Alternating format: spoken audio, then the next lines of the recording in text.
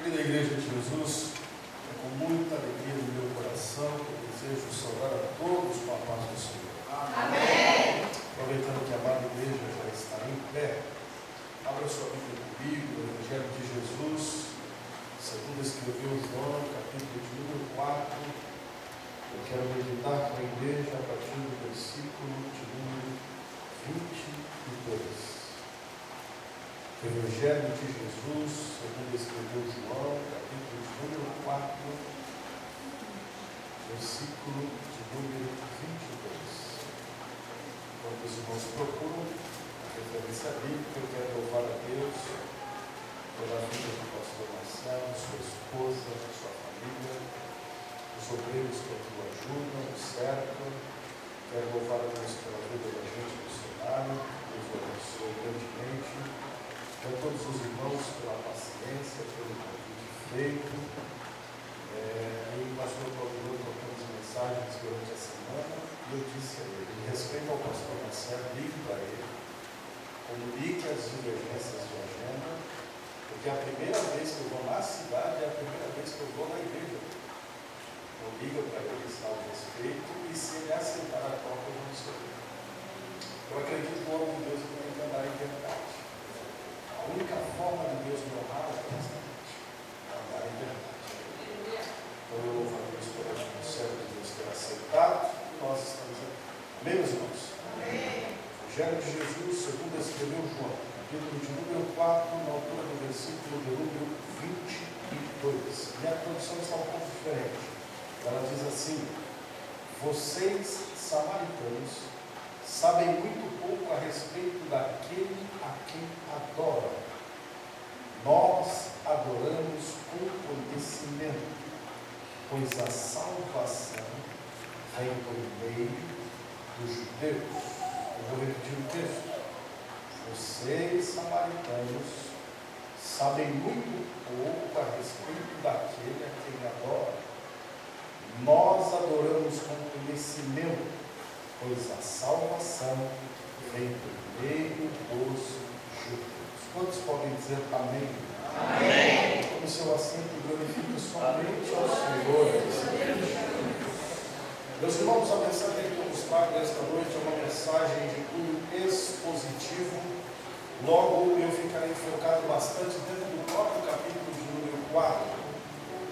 Eu gosto muito de falar algumas verdades que estão escritas no texto, mas vindo para cá eu tomei cuidado de falar com o Espírito Santo, para que eu não falasse aquilo que eu quero, para que eu não falasse aquilo que eu conheço, para que eu não falasse apenas aquilo que eu tenho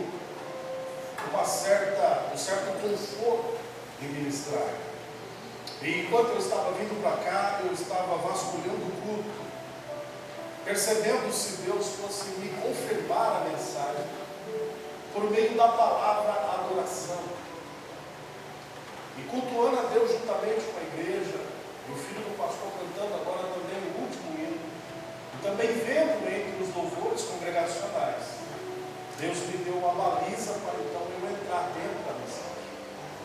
Os irmãos sabem muito bem, talvez se não sabiam, vão ficar sabendo um pouco mais de propriedade, que todo judeu nasce na Judéia e todo samaritano nasce em Samaria. Não é nenhuma novidade, mas quando nós olhamos para o Antigo Testamento, a Bíblia fala de uma menina que foi curada interiormente, que ela foi levada na casa de Naamã numa situação de guerra. Logo, ela não vai para a casa de Naamã porque quer, ela vai porque é obrigada. Logo, ela vai na casa de Amã porque aqueles que ela agora amava já não existem mais. Mas agora ela está olhando para a sua senhora e ela alcança diante de Deus e diante da sua senhora confiança a tal ponto do que aquilo que aquela moça, embora fosse escrava, embora fosse serva, a palavra na boca dela era a verdade. E uma vez que ela abriu a boca para falar com sua senhora, ela diz: se o meu senhor tivesse lá da terra de onde eu vim, que houve essa guerra e que me trouxe até este lugar, eu posso dizer para a senhora com toda certeza, ele seria curado dessa lepra. Que cidade, que terra, que lugar é esse? Este lugar não é outro lugar senão Samaria. que havia ali dentro dela um homem chamado Eliseu, um grande profeta do seu tempo. E quando essa menina agora fala que ela precisa ir, que o seu senhor precisa romper, que ele precisa sair da sua terra para receber cura em um lugar distante, ela dá o local, ela dá o endereço, e é Samaria. Só que olhando para a Bíblia Sagrada e chegando agora no capítulo 4 do Novo Testamento, a Bíblia é cercada de alguns mistérios, a saber no versículo de número 1, que diz que embora Jesus estivesse na Galileia, o versículo 2 diz que no caminho de passagem ele precisava entrar em Samaria. Como eu gosto quando Jesus precisa passar em alguns lugares que não estavam no roteiro. Eu vou repetir. Como eu amo quando a Bíblia me diz que Jesus precisa passar em algum lugar que não estava no roteiro, que não estava no script, que a gente não estava esperando, mas a rota, quem dirige, o GPS de Deus, quem fazia para Jesus era o próprio Pai. E o próprio Pai disse Samaria, e dentro de Samaria você precisa se dirigir até Sicar. Como eu também gosto de ver dentro da tradução bíblica, pelo menos a minha Bíblia não oculta no capítulo 4, que Jesus se cansou.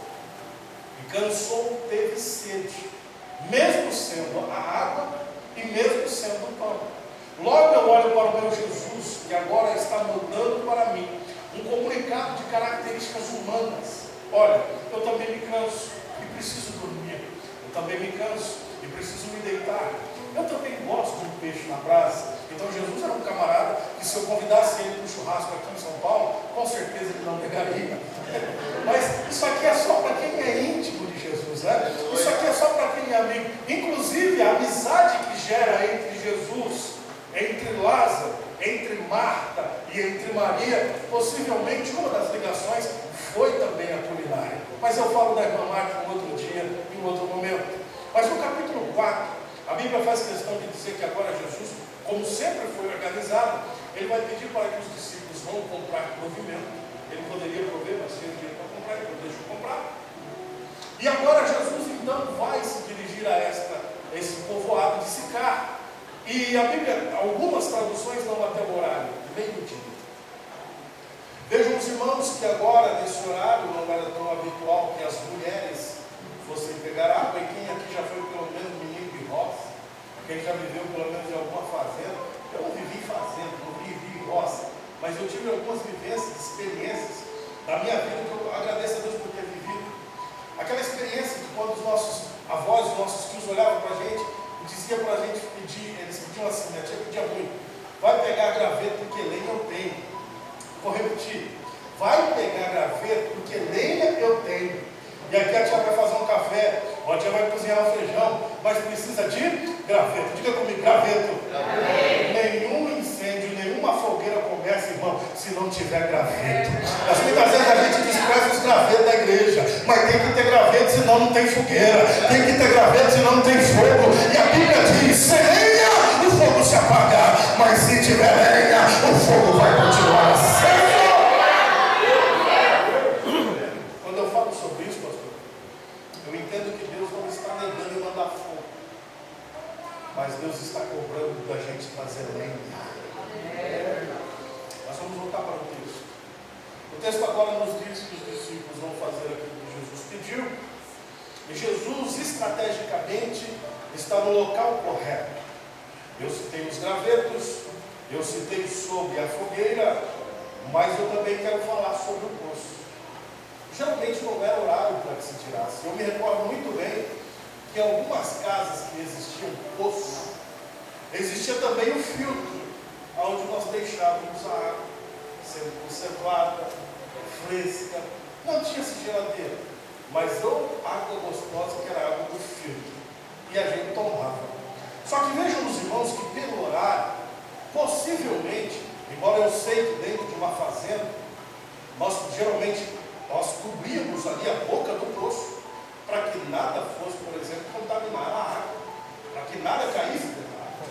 Mas aqui nos poços de Samaria, nós vemos que eles tinham uma cisterna, e eu também acredito que eles tinham ali os meios para cobrir a boca do poço. Mas vejam os irmãos também que não era qualquer poço. Era o poço que Deus havia dado, era o poço que Jacó havia dado a José. Diga comigo, havia dado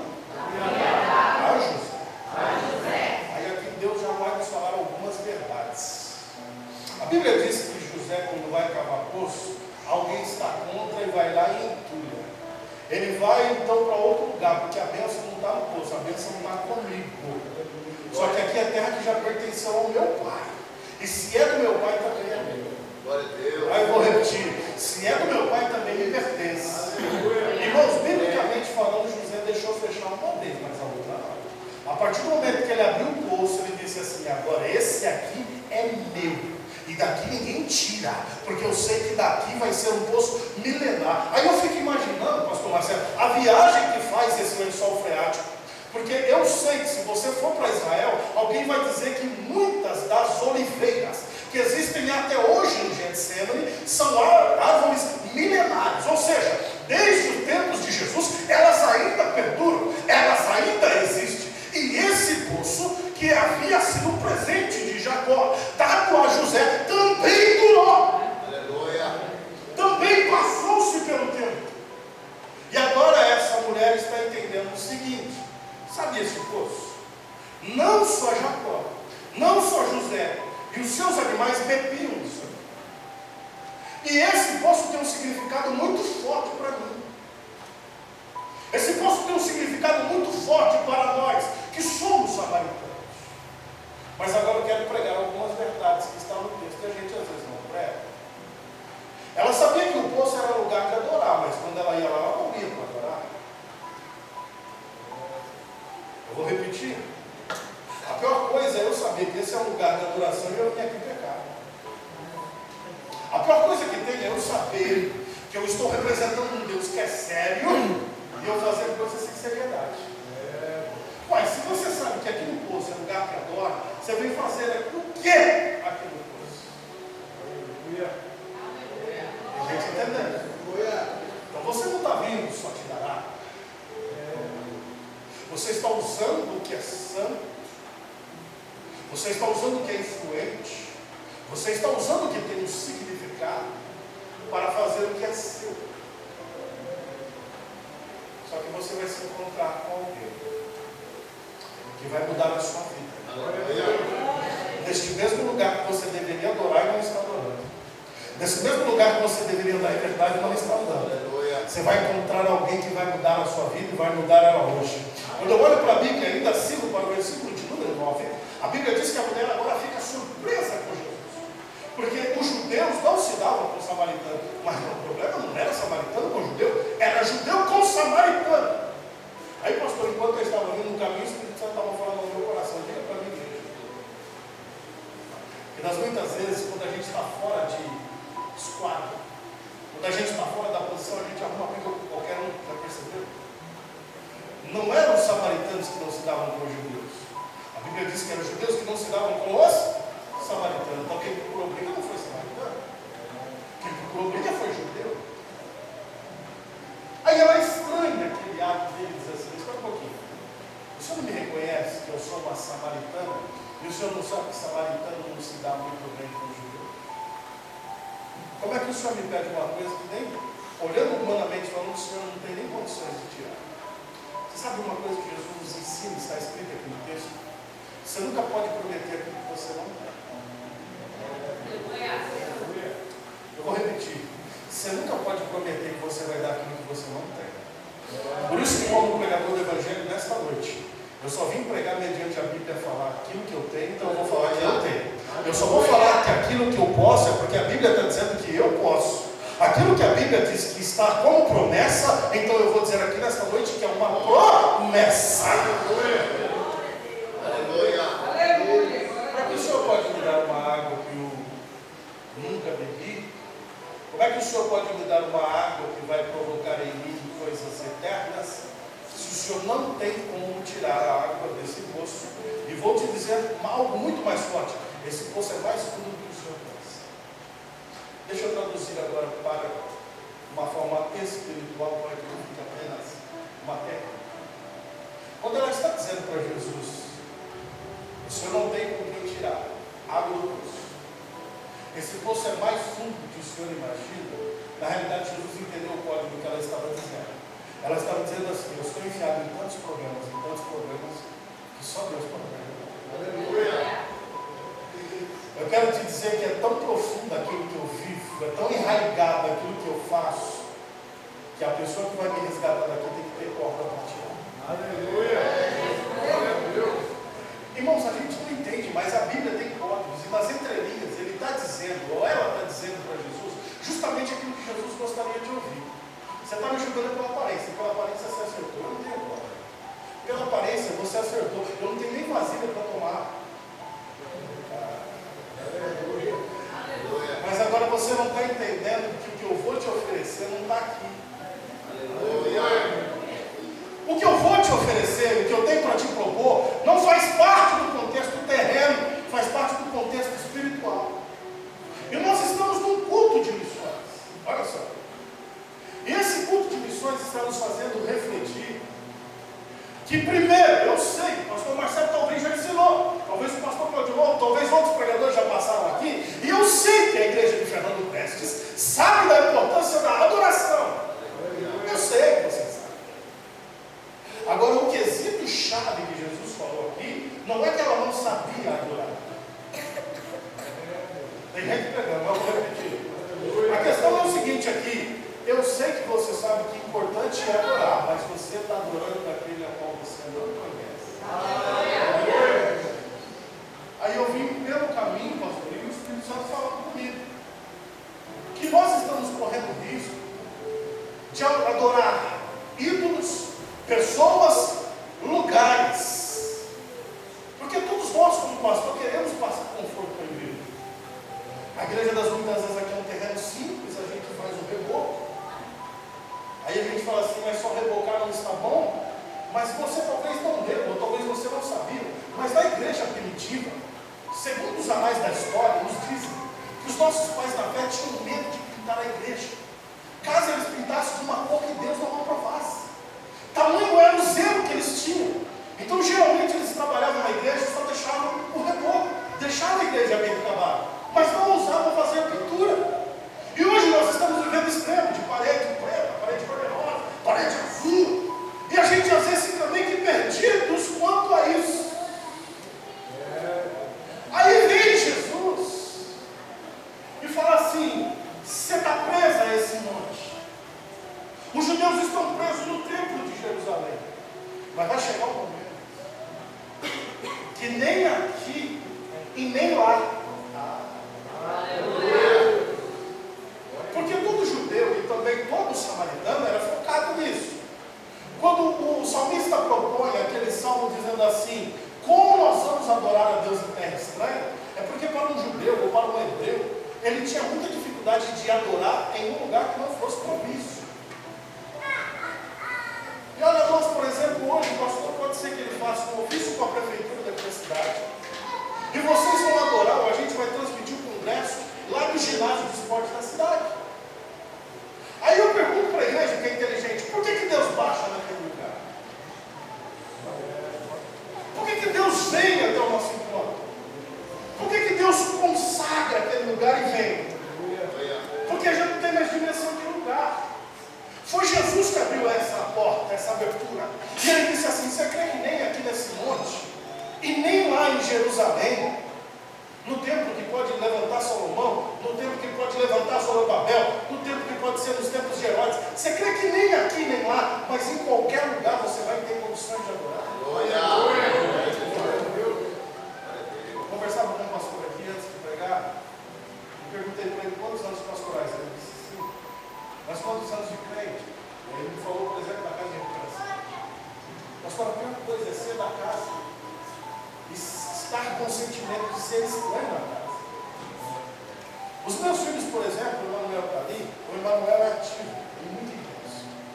O Emanuel, por exemplo, ele chega, acorda no meio da noite, porque ele só amamenta, ele não toma mamadeira, ele só amamenta para jogar.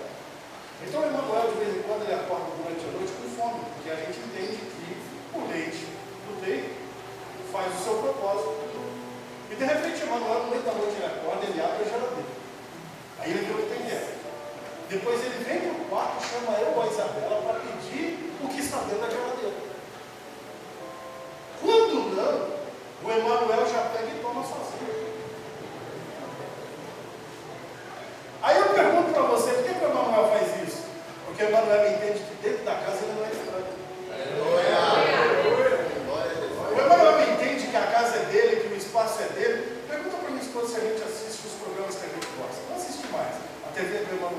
Pergunta se a gente tem liberdade para ficar com o celular da gente.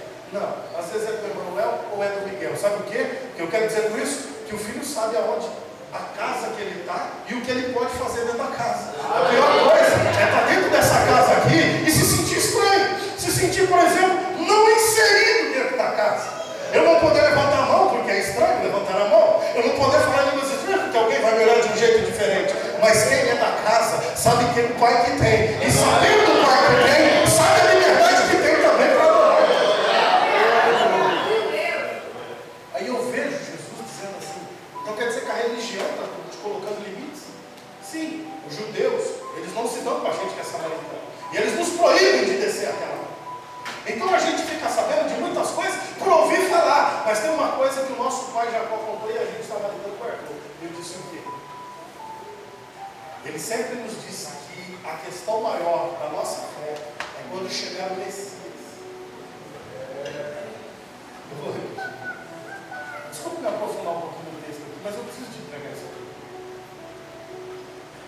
Eu não fico aguardando um homem qualquer, eu não fico aguardando um político que vai revolucionar e vai unificar judeus e samaritanos. Eu só aguardo uma coisa no meu coração: eu espero o Messias. Aleluia.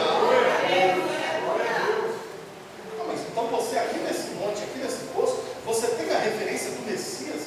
Sim, eu ouvi falar que o Messias vai chegar. E quando ele chegar, ele vai nos falar de toda a verdade. Aleluia.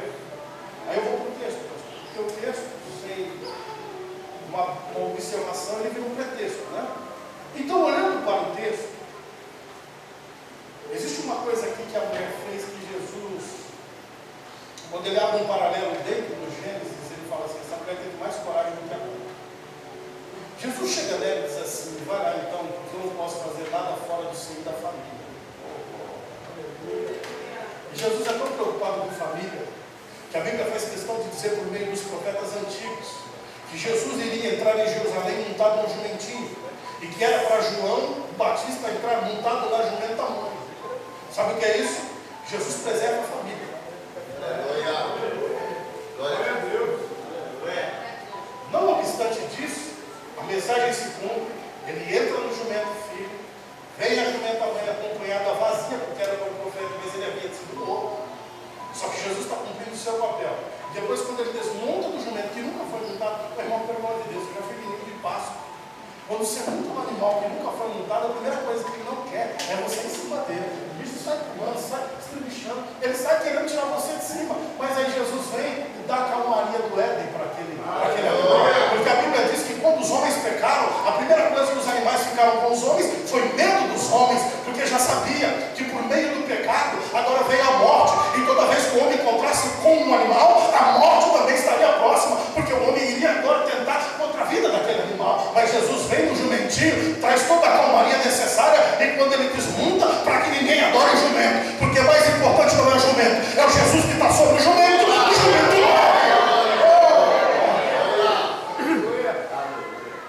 Aí você conhece a história. Osana, bendito é o que vem em nome do Senhor. Mas eu volto para o texto. E voltando para o texto, Jesus diz assim para ela: olha, eu só posso fazer algo em família. Vai lá e busca o teu marido. Aí ela pega e olha e diz aquilo que Deus gostaria que Adão tivesse dito no Éden. Eu comi. Eu pequei. Bom, realmente, o fruto que o Senhor pediu para a gente não tocar nele, não comer dele, eu comi. Era só isso que eu precisava. Mas a mulher disse assim: tem um problema. Eu não tenho marido.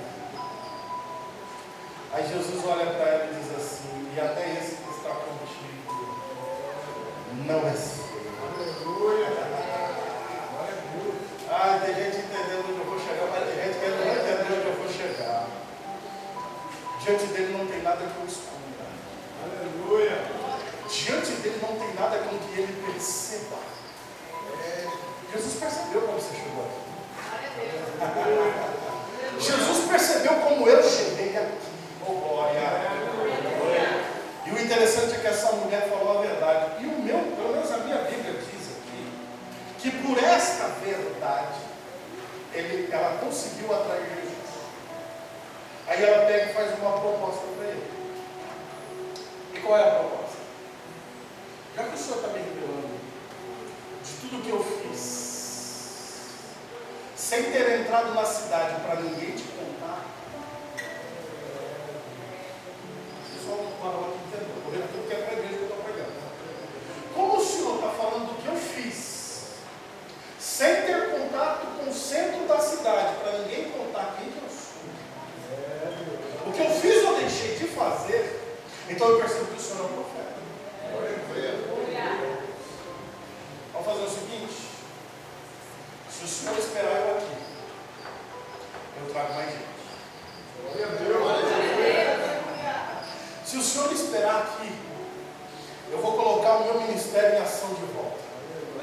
Se o Senhor esperar aqui, eu vou falar para dentro da cidade agora. Quem é que eu encontrei no poço de Jacó? O interessante é que a Bíblia diz que a prova de que ela vai voltar é os apetrechos que ela deixou no poço. Aleluia. Tem gente entendendo. Glória a Deus. Eu não posso fazer nenhuma aliança com eles se eu não deixar aqui o que eu tenho que deixar. Às vezes a gente quer levar reserva. Eu até me entrego, mas isso aqui eu levo. Eu até vou, mas isso aqui eu deixo. Ela diz assim: a certeza de que eu vou voltar aqui e que eu vou te encontrar aqui é que eu vou deixar todos os instrumentos que eu pego água todo dia do teu lado. Sabe o que ela estava dizendo para ele? Eu sei que a gente acabou de se conhecer, mas como o Senhor não é qualquer pessoa, eu já confio. Aí o interessante é que ela entrando dentro da cidade, irmãos, ela diz o seguinte: olha, gente, eu não vou falar muito nome porque vocês daqui da cidade me conhecem, mas vocês não conhecem o moço que estava esperando lá no poço. Ele revelou a minha vida inteira, gente, inteira. Ah, é? Mas sem ter falado com ninguém daqui da cidade, porque cidade pequena todo mundo sabe da vida de todo mundo. E até cidade grande se bobear. E com a internet agora nem se fala. Mas o interessante, irmãos, é que agora ela vai dentro da cidade e ela traz aquilo que Jesus gostaria de fazer. Palmas. Aleluia. Vidas. Eu rascunhava o texto, ele está quase chegando a hora de eu terminar. E o interessante é que quando eu estava folheando o texto, existia algo que me chamou a atenção. Eu falei: Jesus, mas por mais que ela fez, o crédito não ficou com ela. A Bíblia explica a própria Bíblia. E quando nós chegamos no capítulo 4, na altura do versículo 39, a Bíblia diz assim: e muitos samaritanos do povoado creram em Jesus por causa daquilo que a mulher relatou. Repito, muitos samaritanos do povoado de Sicar creram em Jesus por causa daquilo que a mulher falou. Você está entendendo por que tua boca fechada é um prejuízo para o reino de Deus? Agora tem um detalhe aqui, pastor Marcelo. Os versículos seguintes nos apontam isso. Ele me disse tudo que eu já fiz, sem ter perguntado para ninguém. Continua o texto, no versículo de número 40. E quando saíram para ver, porque Jesus atrai, Jesus chama a atenção, insistiram que ficasse no povoado. E Jesus permaneceu ali por 2 dias, era só um pouquinho. Era só para passar. Era só uma cidade que estava no caminho. Era só uma agenda rápida. Agora Deus vem e trabalha na esfera do tempo e deixa Jesus ali por 2. Aleluia. Glória a Deus. Eu continuo porque eu vou agora esse. E muitos outros viram sua palavra, ouviram sua palavra e creram. Versículo número 42. Aí vem alguém dizendo e colocando a mulher no lugar dela. Olha só isso aqui. Então disseram à mulher: agora cremos, não apenas porque você nos contou, mas porque nós vimos e ouvimos, e agora sabemos que de fato Ele é. E agora sabemos que de fato Ele é o Salvador do mundo. Glória a Deus. Pastor, aqui eu aprendo o seguinte: eu só tenho que falar, quem vai convencer. Eu vou repetir porque a igreja está me ouvindo, eu sei. Nosso dever é cantar, mas quem vai transformar. Nosso dever é adorar, mas que a glória vai descer. Quem vai fazer a glória descer? Aí já não é eu, irmão. Eu só tenho que falar. E tudo o crédito não é para a mulher. Às vezes a gente prega que é todo crédito. Deus curou porque eu preguei. Não, quando eu vou ensinar assim, eu consigo aprender a atenção do povo. Não, você não. Eu entendo que o salmista tentou propor para nós quando ele dizia assim: não a nós, não a nós, mas a ti. Olha, mulher, nós cremos porque você falou, mas nós vimos, nós ouvimos esse Jesus falar. Eu estou num culto missionário, e quando eu rascunhava a Bíblia, eu disse: Senhor, eu não tenho outra palavra, pelo menos a não ser que o Senhor me revele, para falar a não ser desta mulher. Porque agora a gente sabe da importância da adoração, isso aí eu sei que você sabe. Mas a questão aqui era que eles adoravam um Deus que nem eles conheciam quem era. De que Deus não estava preso numa imagem de escultura, nunca esteve. De que Deus não estava preso num templo feito por mão humana, nunca esteve. Mas que agora ela precisava entender o seguinte: você crê que Deus agora vai abrir o céu, vai rasgar aqui, não vai ter limite. E vai chegar um dia que uma igreja lá no Brasil vai adorar, que uma igreja lá em Fernando Prestes vai adorar, que uma igreja lá em Catanduva vai servir. E quando eu estava sentado aqui, pastor, e aqui eu já estou caminhando para o encerramento, Deus me disse: eu aceitei os erros. Eu disse: quais? Aí veio Isaías no meu coração.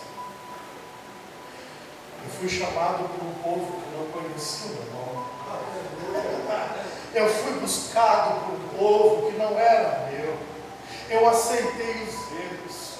Porque o judeu, irmão, ele tem a lavar a mão para escrever o nome Yahvé. O judeu não se arrisca a pronunciar nem o nome de Deus, para que não o tome em vão. E a gente uma hora fala Jeová, uma hora a gente fala Jeová Jireh, Jeová Rafá, Jeová Nissi, mas o nome talvez, à luz daquilo que um catedrático quer que a gente fale, à luz do hebraico, à luz do grego, talvez até mesmo como o aramaico, a gente não vai saber como escreve o nome de Deus. E Deus disse assim: eu aceito o risco. Eu não sei se você vai expulsar o demônio por nome de Yeshua, eu não sei se você vai expulsar o demônio por nome de Jesus, mas você precisa entender que ele só sai pelo poder que existe nesse nome. Que só acontece por causa do poder desse nome. Eu aceito o risco de talvez você não saber como eu me chamo, só para te ter no meu lado. Aleluia. Porque é isso que ofende um judeu. Porque para o judeu, uma vez eu estava vendo um rabino falar, qual que é a ofensa de um judeu? A ofensa de um judeu em relação a nós, igreja, é que Barack Obama vai ser chamado de Barack Obama em qualquer lugar, sem mudança de nome. Qual que é a ofensa do judeu em relação a nós? É que se o pastor Marcelo dar o seu nome e sobrenome, vai ser chamado Marcelo em qualquer lugar. E quando a gente foi pegar o nome de Deus, para que a gente entendesse, a gente trocou algumas letras para que desse sentido na nossa forma de liberar Jeová e Avé. E eles falam que a gente se atreveu a mudar uma coisa que não poderia ser mudada, que é o nome de Deus. Que eles o chamam de Adonai, o Senhor, não Jeová. Aí vem o povo que não era seu, que nem buscava pelo seu nome, e diz assim: Deus forte como Jeová, todo que eu conheça. Deus forte como Jeová, todo que eu conheça. Deus de vitória, varão de guerra. Deus poderoso é o Senhor. Deus de vitória, varão de guerra. Deus poderoso é o Senhor. Aí alguém pergunta: onde? Onde está Deus? Onde? Eles querem apalpar. Onde? Onde ele está? Aí Deus responde: meu Deus está no céu, também no meu coração. Todo mundo está morto, mas o eu ressuscitou. Comigo! Meu Deus está no céu, também no meu coração. Todo mundo está morto, mas o eu ressuscitou.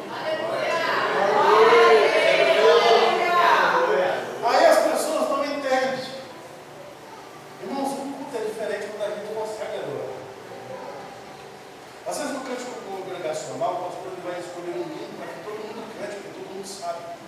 A igreja inteira vem, que a gente conhece.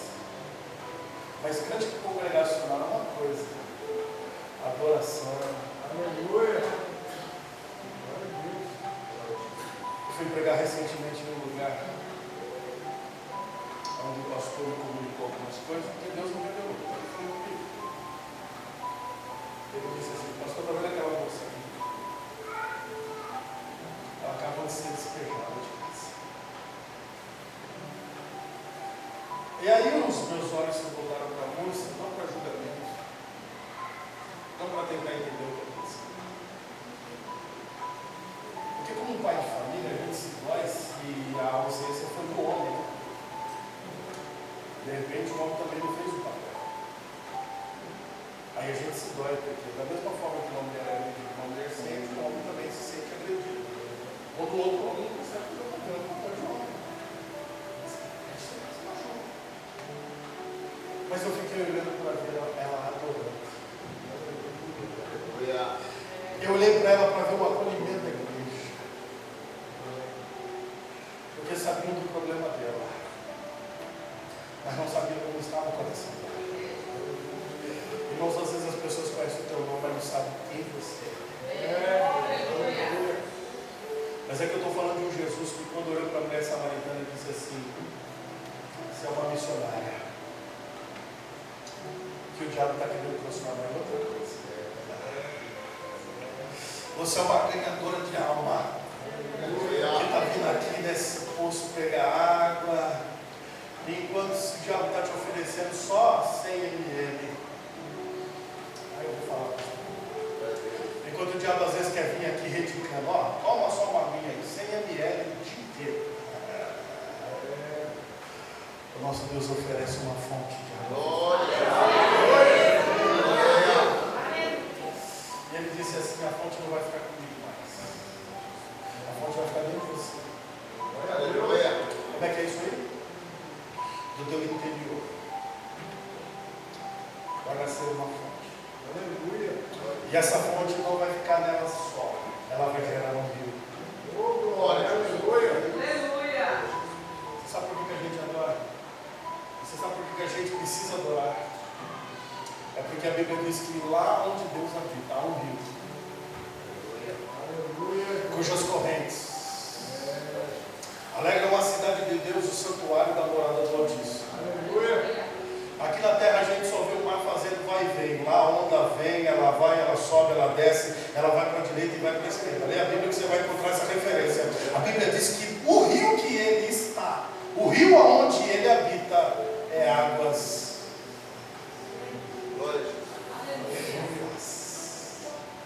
Aí a ciência vem e diz assim: você sabe do teu corpo?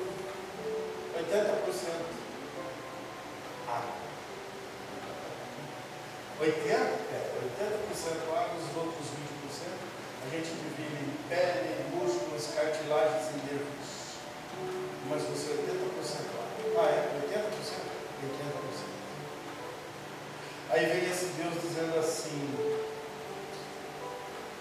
o rio que está aqui, eu quero que ele nasça aí.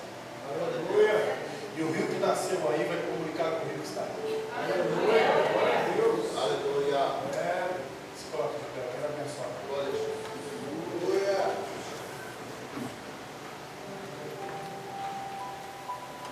Pastor, toda vez que o pastor traz um pregador aqui, a gente quer sair entendendo a palavra. Se eu saísse daqui da igreja hoje, o que Deus falou comigo? Você precisa conhecer um pouco mais quem você está adorando. Quem você está adorando, por exemplo, sabe quantos fios de cabelo há na sua cabeça. Quem você está adorando sabe como está o batimento cardíaco do teu coração nesse exato momento. Quem você está adorando é poderoso. Alguns anos atrás eu estava na cidade de Catiguá. De repente o Espírito Santo tomou minha boca e eu comecei a liberar as seguintes palavras: Deus está visitando o seu corpo. Eu não sabia e nem deveria saber, mas naquela noite existia um irmão entre nós que estava com um exame de rotina marcado no dia seguinte. E algumas veias estavam entupidas, ele não sabia. E quando eu liberei essa palavra, Deus estava visitando o teu corpo, Deus estava visitando o teu batimento cardíaco, ele recebeu a cura naquele momento. Ele fez os procedimentos de exame e de repente eu voltei, porque Deus sempre nos manda voltar para um lugar. Assim como Jesus. E de repente ele falou: pastor, o senhor se lembra daquele dia que o senhor pregou aqui, o senhor falou que Deus estava visitando o nosso corpo. Eu estava com o exame marcado, Deus estava com problemas de saúde. E quando o senhor liberou aquela palavra, Deus me curou. Eu não tenho muito tempo. Mas será que você pode sair do teu lugar rapidinho? Eu só quero orar para você. Você precisa saber o que você agora. Às vezes você está emboscado por causa de R$500. O teu Deus é o dono da vida. Às vezes você não está conseguindo adorar aí, porque você não está conseguindo dormir. E o teu Deus é aquele que promete o sono justo. Isso é uma promessa, gente. Às vezes você não está conseguindo adorar porque você não tem teu parente adorando a Deus aqui com a gente nesse momento. E você se esqueceu que quando o carcereiro pegou a espada e ia tirar a própria vida, Paulo disse: não faça tal coisa, porque você será salvo tu e a tua casa. Pastor, mas não é congresso, não precisa. Pastor, mas não temos um grande pregador, também não precisa. Eu só preciso que você tenha.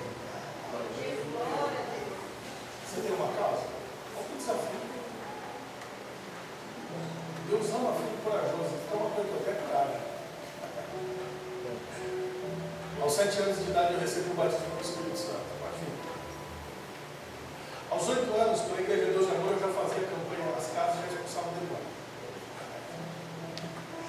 Numa casa onde meu pai, pastor, que era da Macumba, dizia assim: segunda, terça e quarta e quinta, pode levar os meninos para a igreja. Sexta eles vão bater comigo, cabeça e tambor lá para você de Macumba. Os que diziam eu de novo, que eu não convido tanto com meu pai. Aí sabe o que eu acho interessante? É que quando Deus bateu lá na casa da irmã assim, que é minha mãe, ele encontrou o Natanael que prega, o Claudionão que prega, o Alessandro que prega e a Aline que é missionária. Eu quero dizer que se Deus fez na minha vida, Ele pode fazer uma coisa. Irmãos, eu não vou perguntar o quê? Sabe por que eu não vou perguntar? Porque Ele já sabe. Eu vou fazer um desafio aqui, nós não vamos combinar nada. Escute o que eu estou dizendo. Se quiser gravar, grava, porque isso aqui vai ser para edificação da vida dele. Escute. Nós não vamos combinar nada. E no momento em que o Senhor fazer o que Ele vai fazer, o que está dizendo que vai fazer, o Senhor vai me convidar para voltar. Escute o que eu estou dizendo aqui. Eu vou voltar aqui. Vou voltar. E alguns dos irmãos que estão aqui na frente vai me surpreender quando eu e a minha família aqui chegar. E vai dizer assim: naquele dia que o Senhor pregou a mensagem lá em Fernando dos Pés, eu apresentei tal causa diante de Deus e Deus realizou. Aleluia. Por que eu tenho essa fé? Porque no mundo de Deus o que você veio buscar já aconteceu. Só não materializou no teu mundo, mas no de Deus já está pronto. Já está pronto. Você crê, irmão? Feche seus olhos. Eu vou estender a mão. E quem vai colocar a mão sobre você é o Espírito Santo. Pastor, ele tem poder para isso? Tem. Ele dom Maria. Pai, no nome de Jesus, eu estou orando para uma igreja que veio aqui ouvindo uma palavra. A palavra aqui hoje foi em contexto de adoração por causa de uma missionária que estava indo para o poço fazendo coisas que não eram para ser feitas. Mas aqui a igreja já entende que tem que adorar. Mas hoje a igreja quer entender a quem está adorando. Senhor, no teu mundo, na tua realidade já aconteceu. O Senhor já deu vitória. Já sabia que eu estaria aqui nesse exato momento, minutos, segundos, milésimos e centésimos. O Senhor sabia que eu ia proferir essas palavras. Eu não me atrevi a saber que problema que é que essas pessoas vieram trazer. Mas o Senhor, como Deus, que me enviou até aqui, e a tua palavra na minha boca sendo verdade, eu quero declarar que vai ser materializado em nome de Jesus, na vida desses que creem que o Senhor vai fazer uma obra divina, extraordinária, e na tua agenda, que confere também a minha agenda, o pastor vai me ligar. E quando ele me ligar, é porque o teu milagre já aconteceu. Assim eu creio, porque quando o Senhor abriu o ventre da esposa do nosso patriarca, o anjo disse: daqui 9 meses eu voltarei aqui e você estará amamentando esse filho. Então daqui um tempo que o Senhor vai preparar, eu vou voltar aqui e o teu nome vai ser glorificado. Você crê nisso? Dá uma aplauso ao nome do Senhor.